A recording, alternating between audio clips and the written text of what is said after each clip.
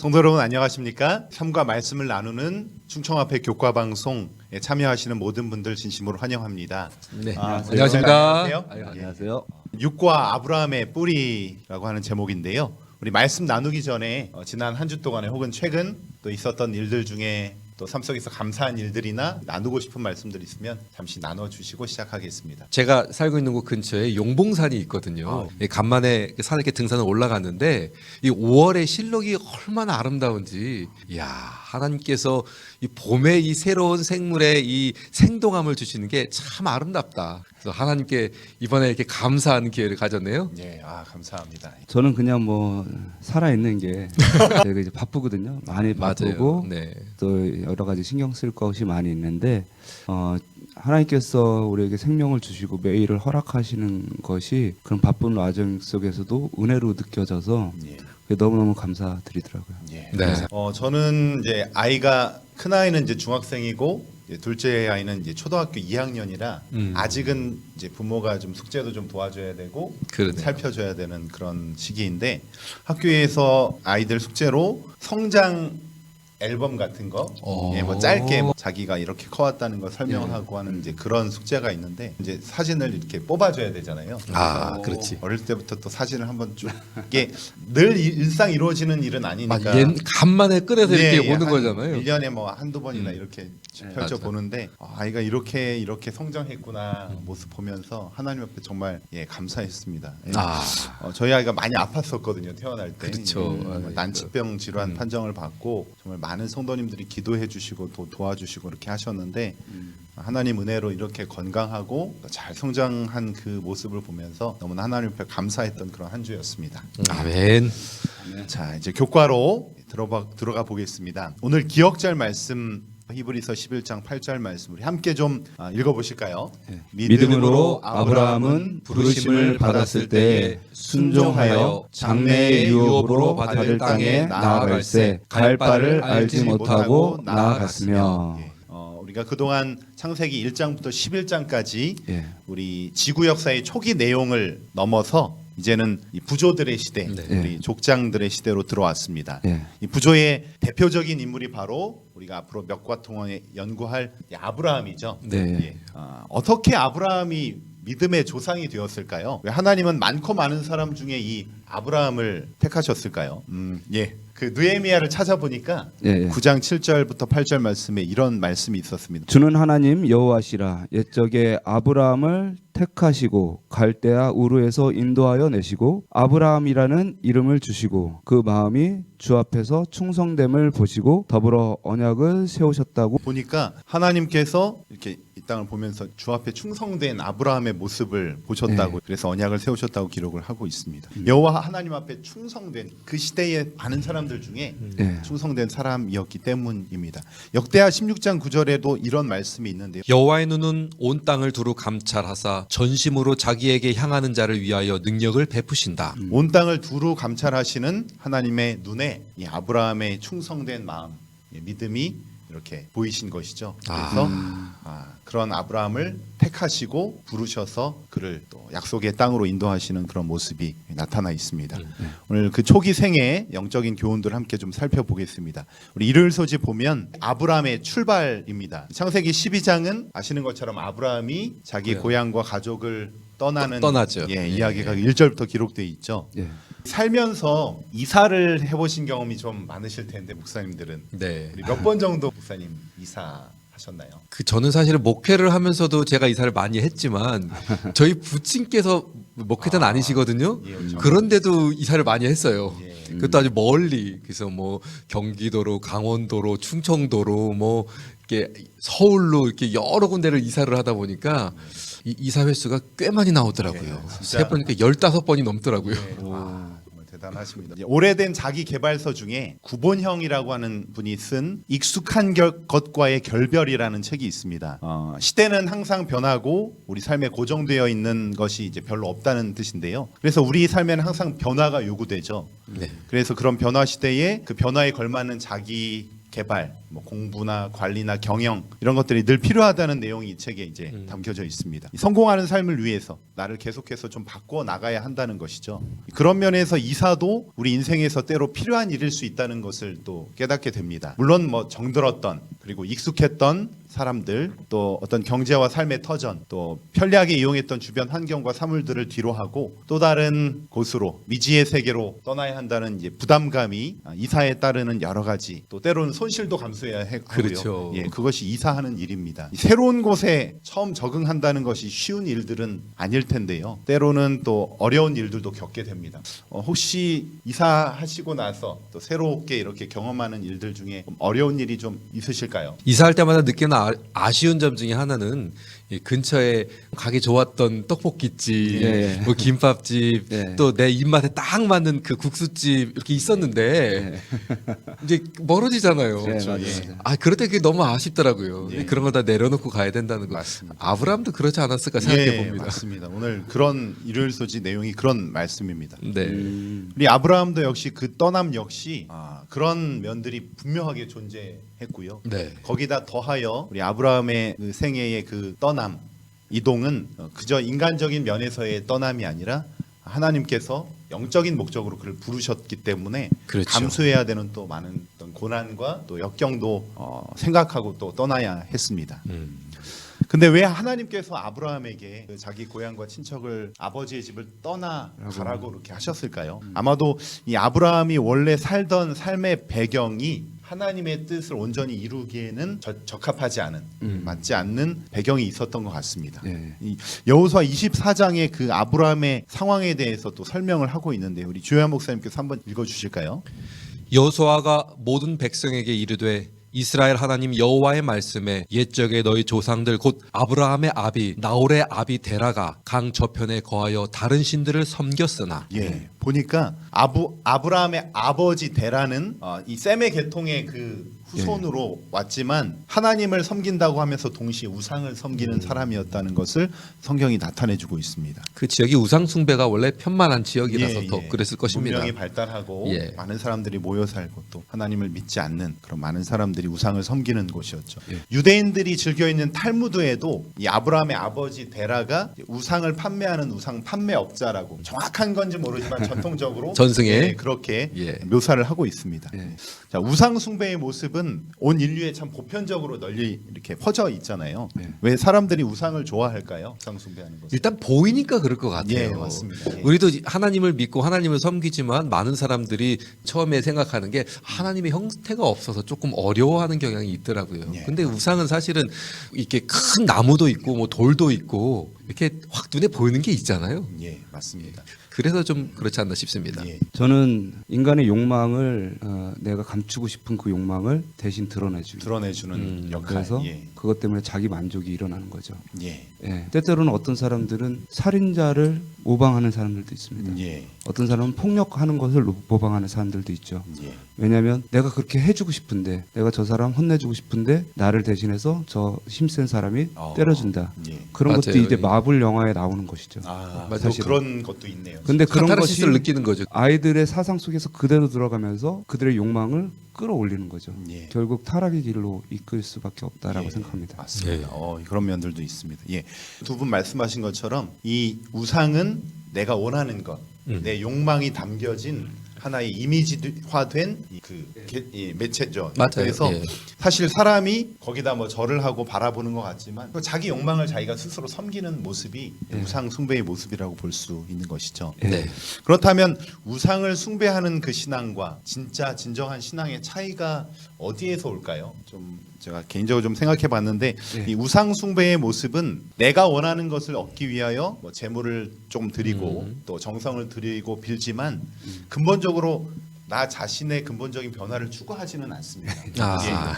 그러나 참된 신앙은 이 절대자이신 하나님께서 진리이신 하나님께서 인도하시는 그 길을 인정하고 내 자신을 바꾸고 내려놓는 것. 그래서 하나님께서 나를 바꾸도록 그렇게 이끌어가는 신앙이 진정한 신앙의 모습이라고 할 수 있겠죠. 예, 맞습니다. 그러네요. 아브라함이 바로 그런 신앙을 깨달았던 것 같습니다. 아. 그가 혈통을 통해서 그가 셈족의 후손으로서 또 어떤 말씀들을 어릴 때부터 들으면서 자라왔는데 예. 안타깝게도 자기 바라본 아버지나 할아버지는 할아버지. 하나님을 진실되게 섬기지는 않고 예. 나는 들은 말씀이 있는데 그 말씀을 생각하니까 이 상반되는 그 모습 속에서 마음의 영적인 갈등도 있었을 것 같아요. 그렇죠. 예. 그러나 하나님의 뜻을 따르기로 그가 영적인 또 하나님의 인도로 그 길을 선택하고 계속 추구하는 것입니다.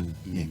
그래서 여기 아브라함의 마음 가운데 정말 천지 만물을 창조하시고 인간을 구원하시는 하나님에 대한 지식을 가지고 있었다는 것을 부조화 선지자가 다음과 같이 설명하고 있습니다. 바벨에서 흩어진 후 또다시 우상 숭배가 거의 보편화되자 마침내 주께서는 완고한 범법자들은 그들의 악한 길을 따르도록 내버려 두시고 셈 계통의 아브라함을 택하셔서 후대를 위하여 당신의 율법의 보존자로 삼으셨다. 아브라함은 미신과 이교 신앙 가운데서 자랐다. 심지어는 하나님께 대한 지식을 보존하여 왔던 그의 아버지의 가족까지도 그들을 둘러싼 유혹적인 가마에 굴복하여 여호와보다는 다른 신을 섬겼다. 그러나 참 신앙은 중단되지 말아야 하였다. 하나님께서는 항상 당신을 섬기는 남은 무리를 보존하셨다. 데라의 아들 아브라함은 이 거룩한 신탁의 후계자가 되었다. 우상 숭배는 사방에서 그를 유혹하였으나 허사하였다. 신실치 못한 자들 가운데서도 신실하며 만연하고 있는 배교에도 부패되지 않은 채 그는 유일하신 참 하나님을 예배하는 일을 끝까지 고수하였다. 예, 감사합니다. 하나님께서 그로 거룩한 신탁의 보존자로서 그의 위대한 사업을 위하여 합당한 자격을 갖추게 하실 수 있도록 아브라함은 그의 초기 생애에 교제하던 것들로부터 분리되어야 했다. 친족과 친구들의 감화는 주께서 당신의 종에게 주고자 의도하셨던 훈련의 방해가 될 것이었다. 영적인 사물은 영적으로 분별되므로 아브라함의 동기와 행동은 우상을 섬기는 그의 친족에게는 이해되지 않았다. 예, 이 말씀처럼 아브라함의 삶의 환경과 그 배경과 또 둘러싼 가족들의 모습이 하나님의 온전한 뜻을 따르기에는 좀 어려운, 많이 어려운 또 방해하는 요소들이 많았던 것 같습니다. 이 우상 숭배라는 것이 굉장히 강하고 무서운 것 같아요. 예. 파고 들어오면 맞습니다. 이 셈족의 후예들한테까지 이렇게 깊숙이 밀접히 영향을 미친다는 게 참 놀랍네요. 예, 맞습니다. 자, 그렇게 하나님께서는 점점 안타깝게도 타락해가는 그런 하나님의 백성들 가운데서도 여전히 하나님에 대한 온전한 믿음과 충성심을 가지고 있는 아브라함을 택하셔서 하나님의 뜻을 알려주시고 그로하여금 하나님의 뜻을 이룰 그 땅으로 떠나라는 명령을 주신 것이죠. 예, 오늘 교과에서도 하나님께서 아브라함 안에 들어와 있던 바벨론의 영향을 버리고 예. 가라, 가라. 떠나라 이렇게 하는 명령을 하신 것임을 우리가 말씀하고 있습니다. 예, 그 가라는 명령 안에 들은 영적인 약속들 거기에는 어떤 의미가 좀 들어 있을까요? 일단은 바벨탑이 지어졌을 때 하나님께서 임재하셨고 언어가 혼잡해졌고 사람들은 다 갔어요. 그렇죠. 흩어졌죠. 흩어졌습니다. 예, 아브라함처럼 고향을 떠난 사람들이 많이 있었다라는 것이죠. 근데 아브라함에게 있어서 그 가라는 의미는 노아의 약속을 그대로 받았던 것이 아닌가. 노아의 언약을 그대로 받고 생육하고 번성하여 땅에 충만하라. 하나님의 약속을 믿고 가라고 했던 그 의미를 그대로 가져가지 않았던가. 그렇게 생각한다면 아브라함에게 있던 가라는 의미는 하나님의 언약의 말씀에 대한 순종이었지 않은가. 예. 그런 생각이 듭니다. 사실 저희도 목회자로서 가라는 명령을 받잖아요. 예. 네, 가라는 명령을 받는다는 건 사실 내려놓음도 포함되어 있고요. 포기가 포함되어 있다고 생각합니다. 결국 그곳에서 누렸던 가졌던 익숙함 모든 것 다 내려놓고 가라는 명령에 의해서 가는 거니까 온전한 순종과 또 온전한 헌신이 그 속에 들어있지 않나 생각이 듭니다. 예, 감사합니다. 이러한 하나님의 계획, 아브라함 개인뿐 아니라 아브라함을 통하여 앞으로 이루실 하나님의 뜻을 이루시기 위하여 그를 택하여 또 부르시는 가라고 명하시는 주님의 음성처럼 오늘 우리 삶에 또 말씀하시고 네. 가라 또 뭐 그렇다고 뭐 다 떠나라는 그런 의미가 아니라 영적인 의미에서 우리가 네. 해야 할 것들 새롭게 추구해야 될 것들을 바라볼 수 있는 우리 모두가 되었으면 좋겠습니다. 자, 월요일 소지로 넘어가겠습니다. 애굽의 유혹인데요. 하나님의 부르심에 따라 순종해서 자기 고향과 가족 또 아버지 떠나서 하나님의 지시한 땅에 갔습니다. 근데 그 땅에 생각지 않게 기근이 오게 되었죠. 아, 그렇죠. 갑자기 먹고 살 길이 막막해져 버린 것입니다. 그래서 아브라함은 당시 먹을 것이 그래도 풍요로웠던 땅인 애굽으로 잠시 동안 이주하게 됩니다. 예. 애굽은 풍요로운 곳이고 먹을 것이 있는 곳이었는데요.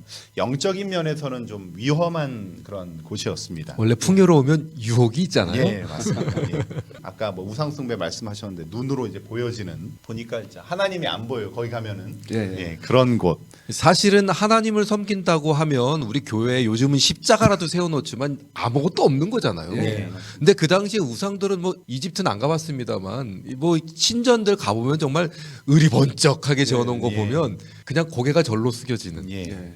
아마 거기 정말. 갔으면 유혹이 컸을 거예요. 예, 맞습니다. 이 교과책에도 설명하는 것처럼 날마다 풍족한 물이 눈앞에 보이는 애굽에서는 믿음이 필요하지 않았다. 땅에 대한 약속이 즉시 눈앞에 펼쳐졌기 때문이다. 예. 하나님께서 이 아브라함에게 말씀하신 것에도 불구하고 기근으로 가득한 땅과 비교해 볼 때 애굽은 지내기 좋은 곳처럼 느껴졌다. 이렇게 하면서 당시 애굽의 환경에 대해서 이야기하고 있습니다. 네. 자, 아브라함은 하나님의 말씀에 믿음으로 순종해서 떠나왔는데 눈앞에 기근이 오고 그래서 이제 애굽으로 들어가게 되는데요. 이 성경 본문과 부자 선지자 내용을 볼 때 뭐 기근을 피해서 그곳에 간 것 자체가 잘못됐다고 묘사되어 있지는 않습니다. 네. 네. 다만 애굽에 갔을 때 오늘 교과의 초점은 아브라함이 맞닥뜨렸던 상황 안에서 그가 행했던 행동에 좀 초점을 맞추고 있습니다. 애굽에 갔는데 아브라함 좀 영리한 사람이었습니다. 근데 자기 아내가 아름답다는 것을 자기도 알았던 것이죠. 그렇죠. 저 좀 약간 그 피부색이 다르고 좀 다른 환경에 있는 사람들이 내 아내를 볼 때에 아름답다고 느껴지고 빼앗지는 않을까라는 그런 마음 때문에 이제 술을 쓰는 것이죠. 예. 자신의 아내를 이제 누이라고 그렇게 바로에게 소개를 하고 애굽 왕 바로는 이 아브라함과 함께 있는 그 여인에게 이제 마음을 하면서 아내로 좀 삼고자 하는 그런 일들이 있었습니다. 어려움이 아브라함도 어느 정도는 예상은 했지만 아마 이렇게 해놓고 정말 마음이 초조했을 것 같기는 해요. 사실 저는 이 부분을 읽을 때마다 아브라함이 좀 그렇죠. 아니 남자답지는 않다. 아니 그런다고 그렇게 아내를 보내는 거잖아요 지금. 이런 거 보면 좀 아쉽다. 예. 그런 생각이 좀 듭니다. 여기서 바로 우리 인간의 연약성이 드러나는 것이죠. 그렇기도 하죠. 그래서 하나님께서 사실은 개입해 주십니다. 네. 이 아브라함의 그 아내도 보호하고 가정도 보호하고 또 그 모든 뒷일까지도 하나님께서 보호해 주시기 위해서 이제 바로가 그 아내 사례를 데려가서 아내로 삼기 위해 할 때에 그 집안에 큰 문제 어떤 일들을 생기게 하셔서 벌을 내리셔서 그 일을 막아주시는 것이 이게 성경에 나와 있죠. 그렇죠. 하나님의 백성을 보호하시는 하나님의 은혜가 또 여기서 나타납니다. 예. 애굽에 체류하는 동안 아브라함은 인간적인 약점과 불완전함을 벗어나지 못하였음을 드러냈다. 그러나 이제 하나님의 은혜로 보호하셔서 그곳에서 또 잘 빠져나올 수 있는 길을 주시는 주님의 은혜가 있습니다. 사람은 죄의 존재이므로 맞아요. 인간에는 항상 이중성이 존재합니다. 뭐 완벽한 것을 우리가 추구하지만 우리는 여전히 정말 예수님 또 성령의 은혜가 아니면 참 연약한 존재임을 고백할 수밖에 없는데요. 때로는 믿음이 뜨겁고 열정적이고 헌신적이다 가도 또 다른 영적인 또 다른 면에서는 또 약한 부분이 또 우리 안에 있잖아요. 예. 그런 시기에 시험을 당하는 거죠. 또 예. 사실은 아브라함이 큰 믿음을 가지고 본인의 그 본토를 떠나서 여기까지 왔는데 예. 여기서 하나님이 우리를 보호해 주실 것이라는 요만한 믿음이 없어가지고 그렇게 한 거 보면은 사람이 참 연약하다. 예. 그런 마음도 듭니다. 맞습니다. 예. 그래서 하나님의 은혜와 붙드심이 고쳐주심이 늘 우리에게 필요합니다. 하나님은 우리에게 다양한 환경과 때로는 시련도 또 내가 원하지 않는 상황도 허락하시죠. 예. 그 네. 이유가 바로 우리의 연약한 점들 우리가 깨닫게 하시고 그렇죠. 다듬게 하시고 예수님 안에서 더 변화되도록 우리를 붙드시기 위한 교정하시기 위한 주님의 은혜임을 또 우리가 기억하게 됩니다. 자, 아멘. 예, 화요일 소지로 넘어가겠습니다. 아브라함과 롯 이제 이야기인데요. 예.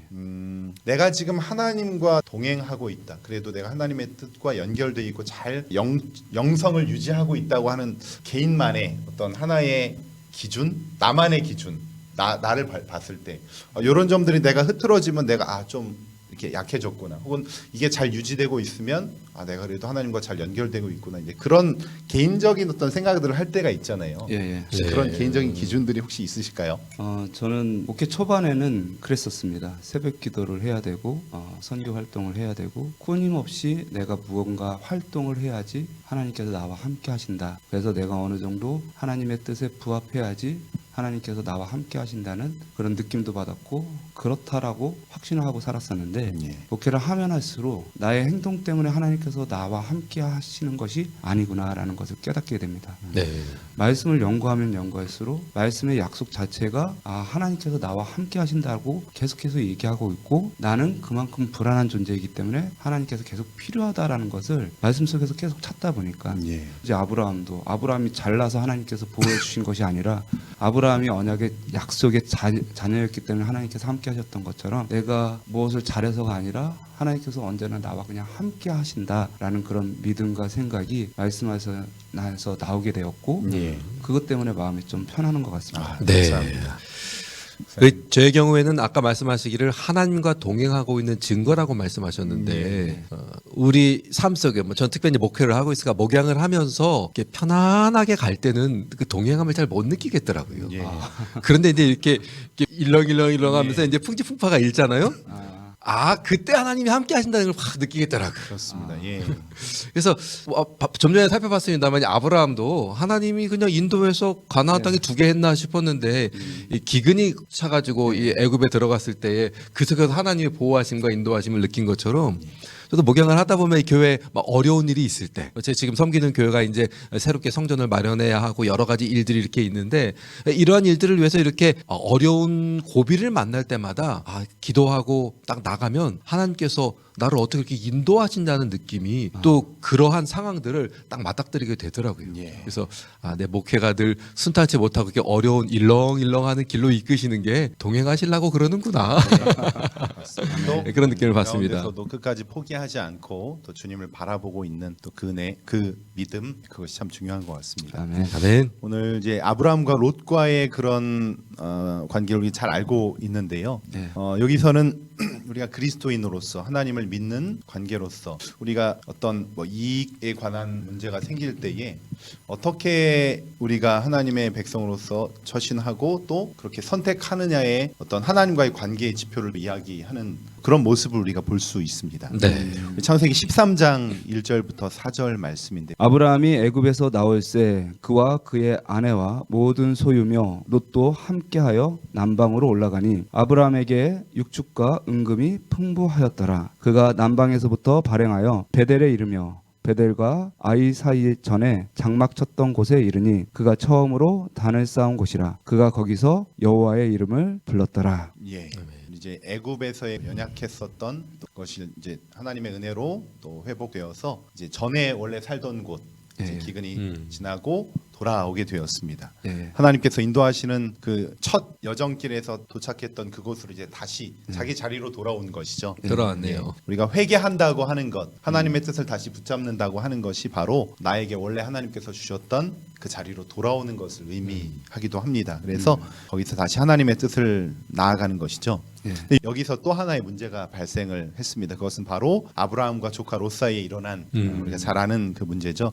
이제 가족 수도 많고 거느리는 종들도 있고 함께 따라온 많은 사람들 거기에 있는 가축들도 많았기 때문에 이제 땅이 좁은 것이죠. 그렇죠. 네, 같이 있으니까 막 뒤엉키고 또 가축도 풀을 먹여야 되는데 이때 종들이 충성한다고 열심히 일한다고 하다 보니까 이제 이쪽 조카와 또 아브라함 그 사이에 종들이 서로 막 다투는 것이 이 풀 이거 내가 먼저 이렇게 선점했다 뭐 이런 거 하면서 이제 네. 싸우니까 도저히 이제는 우리가 분리되어야 될 시점이 왔구나 이제 그런 상황이었습니다.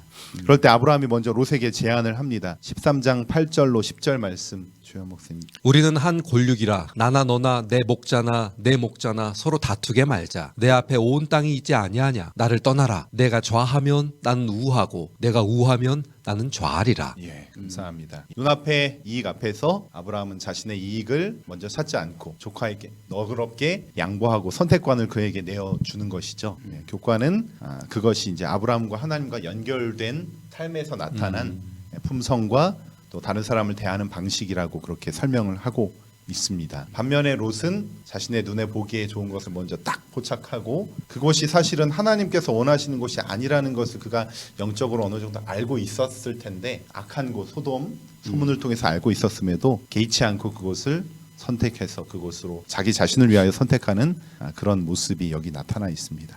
자, 아브라함의 선택의 관점은 물론 자기 자신의 또 품성의 너그러움도 있지만 하나님의 약속을 우선시하는 모습이었죠. 네. 네, 하나님의 뜻을 이루기 위하여 하나님께서 가라고 하시는 곳, 그곳을 신뢰하고 떠나는 것이지만 롯은 그 반대의 모습을 우리가 볼 수 있습니다.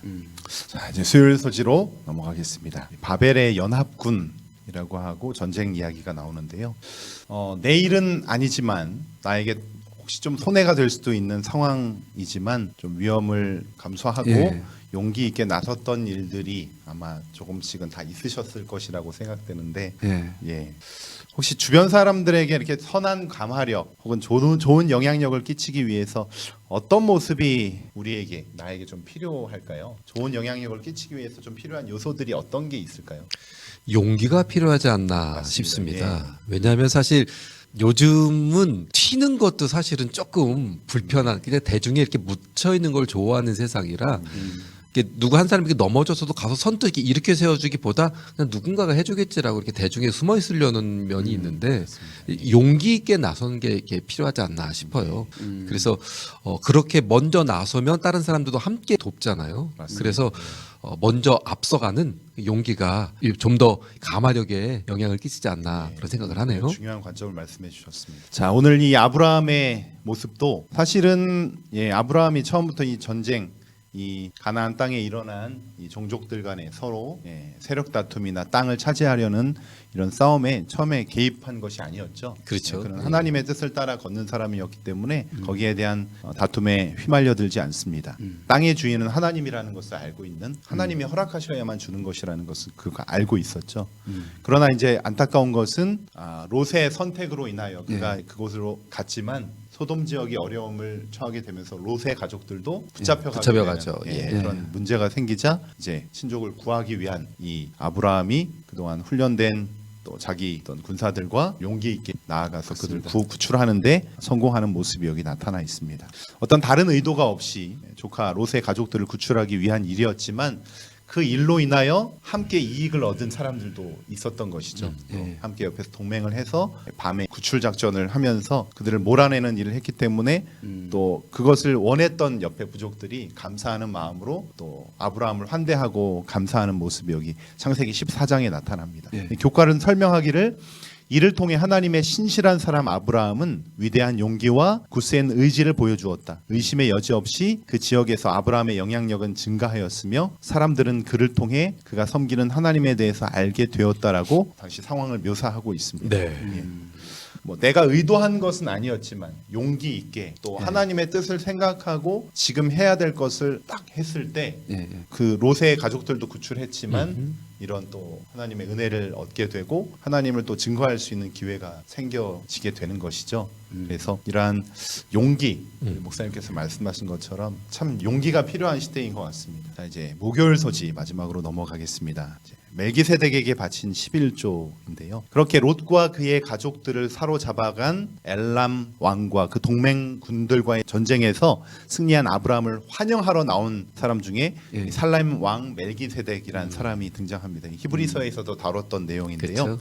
이 멜기세덱은 가나안의 왕으로서 동시에 제사장이었습니다. 그래서 아브라함의 군사의 기운을 회복시켜주고자 떡과 포도즙을 가지고 지극히 높으신 하나님의 제사장으로서 그는 아브라함에게 축복을 선언하고 당신의 종을 통하여 그렇게 큰 구원을 이루신 주께 감사를 드렸다 했습니다. 그러면서 아브라함이 그에게 11조를 드리는 그런 모습이 여기 창세기 14장에 나와 있습니다. 사람들 앞에서 하나님을 대표하는 제사장이 존재했음을 창세기 10장은 우리에게 증거하고 있고요. 아브라함은 하나님을 섬기면서 그래서 하나님의 뜻을 따라 소유의 10분의 1을 드리는 행위가 그 당시에도 분명히 있었음을 우리에게 보여주고 있습니다. 천지의 주제 되시는 창조주 하나님께 대한 응답으로 얻은 것에서 10분의 1을 드렸다라고 이야기하고 있는데요. 오늘 우리는 하나님께 어떤 감사를 드리며 또 하나님께서 주신 은혜와 복에 대해 어떤 생각을 하면서 살아가고 있나요? 우리가 안식일을 준수하고 안식일의 주인이신 예수님을 경배하는 것과 마찬가지로 우리의 11조는 하나님께서 이 모든 만물과 우리의 생애를 인도하시는 주인이 되심을, 복의 근원이 되심을 고백하는 믿음의 행위인 것이죠. 11조를 드리는 것이 믿음에 대한 강력한 표시일 뿐 아니라 믿음을 또 키우는 일에도 큰 도움이 되는 이유가 될 수 있는데요. 우리가 좀 11조를 통해서 얻는 믿음의 경험들 혹은 우리 아이들에게 이렇게 아이들을 헌금 생활에 대한 그런 교육 네. 이런 것들이 좀 개인적인 경험이 있으시다면 말씀해 주실 수 있을까요? 네, 우리 큰 아이가 이제 대학을 졸업하고 직장을 다니거든요. 예. 이게 지금까지는 이제 용돈 받아서 살았으니까 예. 용돈의 11조는 뭐 크게 그렇게 큰 비중을 차지하지 않는데 이제 월급을 받으면은 제법 되잖아요, 비용이. 예. 이제 그거에 11조를 드리도록 제가 이제 지도를 해서 한동안은 이제 아빠 교회를 돕겠다고 아빠 교회를 이렇게 보내왔거든요. 그래서 얘가 이제 11조를 이렇게 보내와서 꼬박꼬박 얼마씩 이렇게 보내오는 거 볼 때마다 참 감사하기도 하고 예. 이게 11조가 사실 작다면 작지만 또 크다면 크거든요. 예. 100만 원이면 10만 원이고 1000만 원이면 100만 원이 되는 거예요. 예. 그러니까 그걸 이렇게 꼬박꼬박 본인이 구분해서 이렇게 송금해서 보내는 모습을 보면서 하나님께서 이 아이의 삶을 축복하시고 인도하시면 참 좋겠다. 예. 또 그렇게 해서 그런지 그가 계획하는 것과 하는 일들이 또 하나님 안에서 잘 이렇게 잘. 풀려가는 걸 보면서 너가 그렇게 하나님께 헌신하면 축복받는 것이다. 이렇게 가르쳤는데 하여튼 그렇습니다. 신앙의 전승을 통하여 주시는 보이지 않는 복도 또 거기에 존재하고 네. 있는 것이죠. 뭐 일단 아브라함이 전쟁을 했지 않습니까? 막 사람을 죽이고 사람이 죽는 모습을 보고 그러고 와서 11조를 드렸습니다. 그 전쟁의 윤리. 그러면은 그 11조를 드린 것 자체가 이 전쟁의 의미를 설명한다라고 생각을 합니다. 만약에 전쟁을 하고 와서 그 11조를 드리지 않았다면 아브라함의 중심이 완전히 무너졌지 않았을까? 예. 전쟁이 가장 무서운 것은 모든 인간의 존중이 사라지고 그렇죠. 가치관이 무너지고 지금 러시아 전쟁도 마찬가지지만 수많은 여자들이 유림당하고 아이들이 죽게 되고 가정을 잃게 되는 그 뭐 수많은 가치관들이 다 무너지는 것인데 아브라함은 전쟁을 하고 나서 그런 가치관이 전혀 무너지지 않았어요. 11금을 드림으로 가능했다라고 생각합니다. 예. 그래서 우리가 아이들에게 11금을 드리는 것은 믿음의 강력한 표시이지만 그렇게 11금을 드림으로써 자기의 중심을 잃지 않고 자기의 삶을 잘 이끌어갈 수 있는 것에 큰 도움이 되지 않을까 뭐 그런 생각이 예. 듭니다. 그렇죠. 감사합니다. 예. 우리가 하나님 앞에 드릴 수 있다는 것은 하나님께서 그만큼 우리에게 주셨기 때문에 그런 은혜가 있고 복으로 채워 주셨다는 의미에 대한 믿음의 고백이죠. 언제나 우리의 삶의 필요를 아시고 도우시는 채우시는 하나님의 은혜를 경험하고 감사하며 주신 복이 하나님으로부터 옴을 고백할 수 있는 모두가 되기를 간절히 원합니다. 네. 이제 마지막 금요일 소지에 있는 말씀을 하나 읽고 오늘 교과를 좀 정리하겠습니다. 우리 부조와 선지자 가나안의 아브라함 여기 말씀에 하나님께서 아브라함을 선택하신 이유는 단지 그를 하나님의 특별한 친구로 삼기 위해서가 아니라 하나님께서 세상에 주시고자 하는 귀하고 특별한 특권을 전달하는 자로 삼기 위함이었다. 그는 도덕적 어둠 가운데 있는 자들 가운데서 빛이 되어야 하였다라고 했습니다. 예. 아멘. 아멘. 예, 요즘에 뭐 게임 체인저라고 하는 뭐 말들이 좀 유행하잖아요. 네. 어떤 상황 가운데서 그 상황을 반전시킬 수 있는 반전시키는. 또 승리로 이끌 수 있는 오. 세상을 바꾸는 사람. 멋있네요. 예. 하나님께서 아브라함을 부르시고 어둠 가운데 있는 곳에 빛이 돼서 흐름을 바꿀 수 있는 사람으로 부르신 것처럼 오늘 우리가 있는 곳에서 이 흐름을 잘못되고 있는 흐름을 용기 있게 바꿀 수 있는 월드 체인저 월드 체인저. 그런 예. 사람으로 살아갈 수 있는 우리 모두가 되기를 소망하면서 묵상으로 교과를 마치겠습니다.